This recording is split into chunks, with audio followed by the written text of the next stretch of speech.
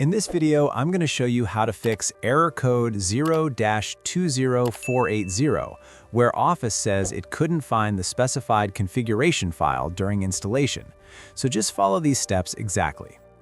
Now, the first thing you want to do is go to the folder where your setup.exe file is located for your Office installation.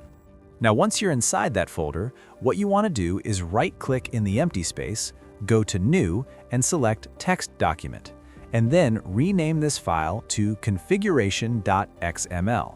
Make sure it's not configuration.xml.txt, just configuration.xml. Now, once you create the file, just open it and paste the configuration code inside it, and you'll find this code in the description.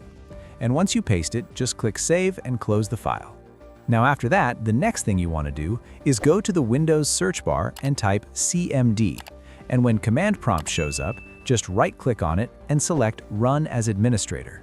Now, once the command prompt opens, you need to navigate to the folder where your setup.exe and configuration.xml files are located. So for example, if they are in a folder called Office on your C drive, just type cd/office and then press Enter.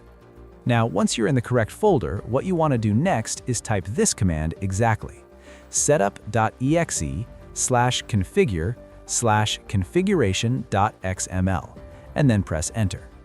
Now, after running this command, the Office installation will start, and it should install correctly without showing the error code. Now, once the installation finishes, Office should open and work normally. And that's it. Your error code 0-20480 issue should now be fixed.